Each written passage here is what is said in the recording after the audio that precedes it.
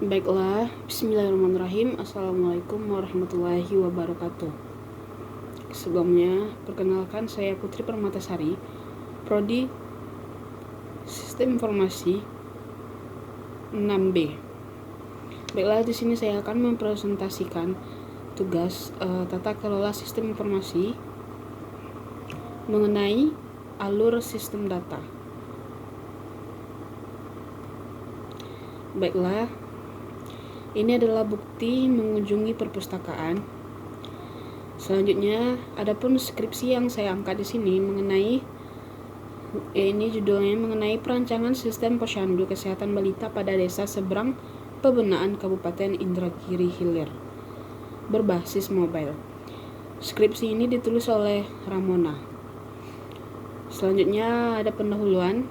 Perkembangan teknologi informasi dewasa ini, mobilitas adalah hal utama oleh orang-orang, terutama kalangan pelaku bisnis dan pegawai kantoran. Karena dengannya mereka masih bisa mengakses informasi secara online dan real time melalui sebuah aplikasi Android. Intinya, ada masalah dari pendahuluan ini, yakni mengenai ada masalah yang terdapat di posyandu desa seberang pembenaan, yaitu masalah yang masih manual sehingga terlambatnya menginput data, mencari data, mengecek laporan, membuat laporan dan mencari informasi. Solusi yang ditawarkan oleh penulis di sini yaitu membuat sebuah sistem yang bisa menjembatani pemberian informasi dan posyandu untuk terhadap orang tua dan balita. Oke, selanjutnya, adapun rumusan masalah di sini, yang pertama, bagaimana merancang dan membangun sistem monitoring perkembangan balita dan ibu hamil berbasis mobile yang mudah digunakan. Yang kedua, mengimplementasikan sistem monitoring perkembangan balita dan ibu hamil berbasis mobile sehingga memberikan kemudahan kepada pihak posyandu, orang tua, dan puskesmas dalam memonitoring perkembangan balita.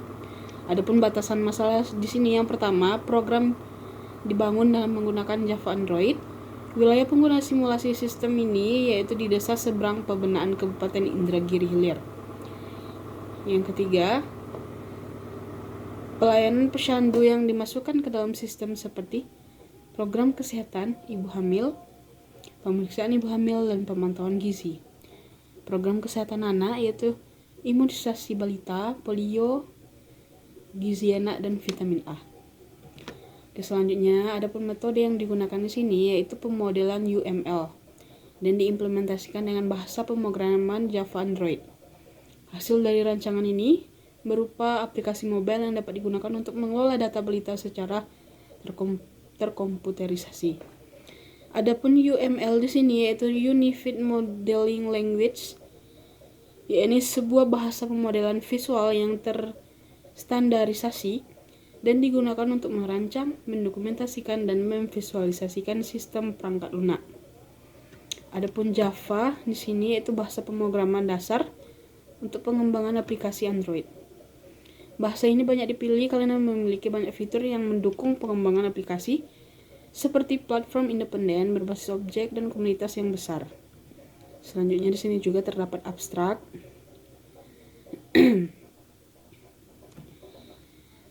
Selanjutnya ada metodologi penelitian. Di sini terdapat 7 tahapan. Yang pertama ada start atau mulai. Yang kedua penentuan masalah. Yang ketiga tinjauan pustaka. Yang keempat pengumpulan data. Yang kelima analisis dan perancangan pembuatan program. Perancangan dan pembuatan program dan implementasi. Selanjutnya alur kerja sistem. Yang pertama itu terdapat use case diagram. Di sini kita bisa lihat use case diagram di sini sangat tidak rapi dan juga tidak menjelaskan mengenai setiap proses yang ada di use case diagram ini. Contohnya seperti kata kelola pegawai ini, mungkin lebih tepatnya menurut saya bisa diganti dengan mengelola data pegawai. Jadi lebih lebih jelas prosesnya itu ngapain daripada dengan kata kelola pegawai gitu. Lebih tepatnya menurut saya mengelola data pegawai seperti itu. Adapun perbaikannya di sini mungkin hampir sama dengan yang tadi, tapi menurut saya di sini agak lebih rapi gitu.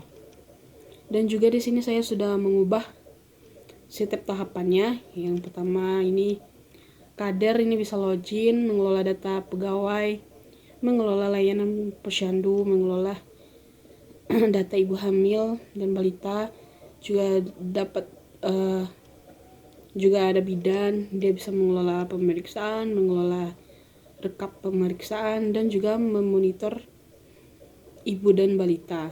Di sini usernya atau masyarakatnya di sini bisa login dan bisa monitor ibu dan balita gitu. Di sini juga terdapat flowchart. Menurut saya di sini tidak ada kelemahan, sudah sesuai dengan proses yang dilakukan. Selanjutnya di sini ada kelas diagram. Menurut saya tidak ada kesalahan. Sudah termasuk semuanya di dalam kelas diagram ini. Semua atributnya dari sistem gitu sudah ada di sini. Selanjutnya alur data dan database. Di sini juga terdapat alur dan data database-nya seperti ID user, name user, email, password, dan lain-lain. Ini lanjutannya. Di sini juga ada activity diagram login aplikasi.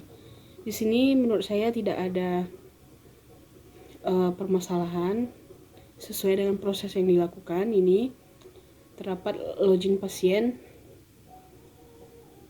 yang dimulai dengan memasukkan username dan password. Selanjutnya, sistem akan mengecek terlebih dahulu. Jika dikenali, maka akan masuk pada halaman utama. Di sini juga ada diagram input user, tidak ada masalah menurut saya. Sama seperti proses tadi. Proses memasukkan username dan password, selanjutnya sistem akan melakukan cek user. Jika user dikenali, maka sistem akan menampilkan halaman utama dan dilanjuti dengan mengisi form user. Setelah itu data akan disimpan, selanjutnya data disimpan pada sistem pada database. Di sini juga ada activity diagram input posyandu, di activity diagram kelola ibu hamil, activity diagram memasukkan data layanan, activity diagram melakukan pemeriksaan, activity diagram melakukan permintaan pemeriksaan. Oke, di sini ada desain programnya. Sebelumnya di sini tadi peneliti tidak membuat desain, misalnya apakah user sudah mempunyai akun atau belum. Nah, jadi saya akan menambahkan kayak kalau sudah tinggal langsung masuk, kalau belum bisa mendaftar dan mengikuti tahapan-tahapan yang ada. Selanjutnya di sini sebelumnya saya di sini saya mengubah semua desain program yang dibuat oleh penulis karena menurut saya warnanya kurang gitu.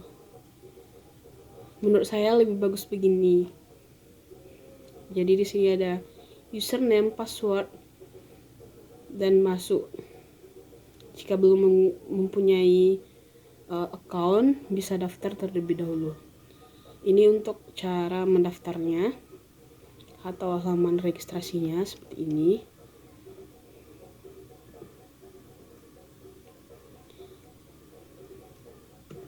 Selanjutnya ini untuk halaman utamanya. Ini untuk halaman bidannya. Ini untuk halaman tambah bidan, kita bisa menambahkan bidan, nama lengkap, nomor HP, seperti yang ada di yang penulis buat. Cuman saya membedakan warnanya saja. Di sini juga terdapat, ini bedanya cuman terdapat button tambah dan juga hapus, dan juga saya menambahkan detail. Jadi halaman balita ini kita bisa melihat detailnya, mungkin beratnya nanti. Pokoknya di sini saya menambahkan detailnya dan juga button untuk menghapus.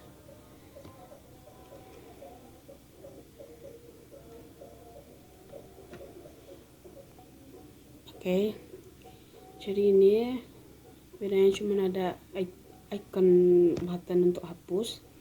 Selanjutnya di sini juga ada halaman tambah balita, kita bisa menambahkan balita di sini. Dan di sini juga ada halaman untuk ibu hamil, bisa menambah dan juga menghapus, dan juga terdapat detail yang saya tambahkan di sini.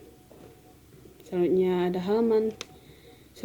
halaman informasi, kita bisa melihat informasi yang telah diupload dari sistem ini. Yang saya tambahkan di sini, informasi ini diupload waktunya kapan gitu. Jadi saya tambahkan di sini seperti 10 menit yang lalu, 1 hari yang lalu gitu. Biar tahu kapan informasi ini terupdate gitu. Update-nya kapan gitu. Jadi, saya juga menambahkan selengkapnya di sini agar bisa melihat detail dari informasinya. Selanjutnya di sini ada booking untuk halaman permintaannya. Hampir sama. Ada jadwal, nama lengkap. Saya cuma menambahkan keterangan isi tabel seperti hari, tanggal, nama lengkap, jadwal gitu, keterangan pemeriksa gitu. Di sini ada hasil pemeriksaannya, mungkin hampir sama. Dan juga ada detail pemeriksaan balita. Dan juga ada ini untuk pemeriksaan balita. Oke, baiklah. Adapun kesimpulannya yang dari semua isi skripsi ini, setelah menyelesaikan serangkaian tahapan terhadap pembangunan aplikasi Posyandu berbasis Android, maka dapat diambil beberapa kesimpulan, diantaranya yang pertama, secara umum sistem yang dibangun telah bisa berjalan dan dapat menghasilkan data yang sesuai dengan proses penginputan data pendataan Posyandu. Yang kedua, pemeriksaan yang meliputi balita dan ibu hamil dapat dilakukan dengan permintaan layanan beragam, seperti imunisasi dan layanan lainnya dengan baik. Baiklah, mungkin hanya itu yang bisa saya sampaikan. Lebih dan kurang saya mohon maaf. Wassalamualaikum warahmatullahi wabarakatuh.